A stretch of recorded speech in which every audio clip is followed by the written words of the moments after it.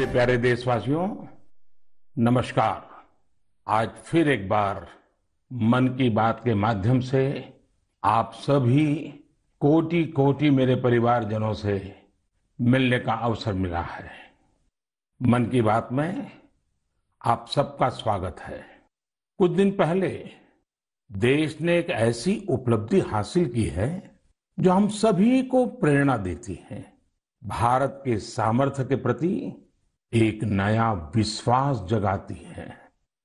आप लोग क्रिकेट के मैदान पर टीम इंडिया के किसी बैट्समैन की सेंचुरी सुनकर खुश होते होंगे, लेकिन भारत ने एक और मैदान में सेंचुरी लगाई है और वो बहुत विशेष है।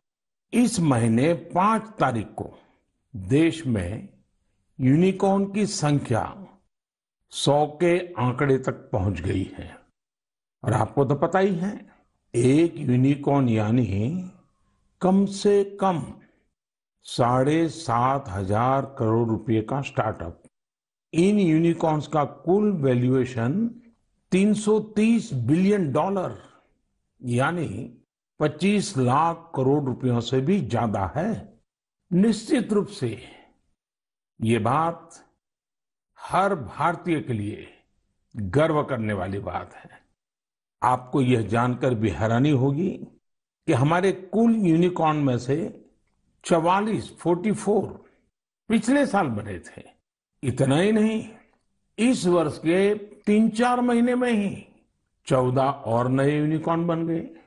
इसका मतलब यह हुआ कि ग्लोबल पैंडेमिक के इस दौर में भी हमारे स्टार्टअप्स वेल्थ और वैल्यू क्रिएट करते रहे।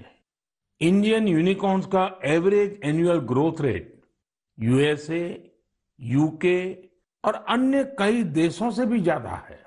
एनालिस्ट का तो ये भी कहना है कि आने वाले वर्षों में इस संख्या में तेज उछाल देखने को मिलेगी। एक अच्छी बात ये भी है कि हमारे यूनिकॉर्न्स डाइवर्सिफाइंग है। ये e commerce, fintech, edtech, biotech जैसे कई क्षेत्रों में काम कर रहे हैं।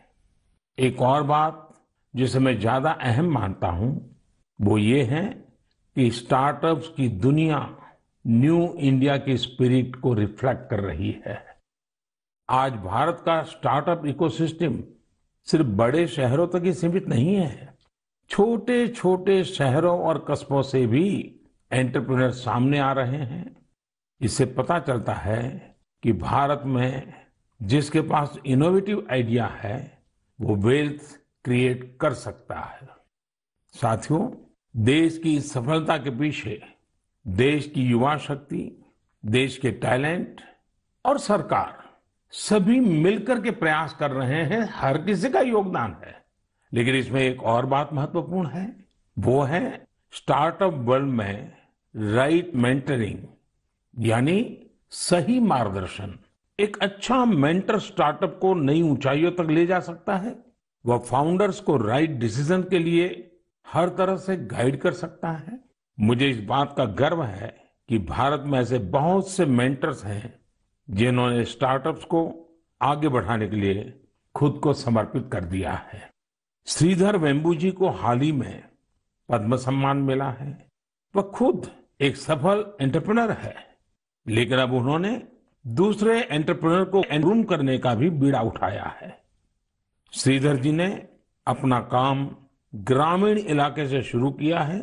वे ग्रामीण युवाओं को गांव में ही रहकर एक क्षेत्र में कुछ करने के लिए प्रोत्साहित कर रहे हैं। हमारे यहाँ मदन पड़ाकी जैसे लोग भी हैं जिन्होंने रूरल एंटरप्रेन्योर्स को बढ़ावा देने के लिए 2014 में वन ब्रिज नाम का प्लेटफॉर्म बनाया था।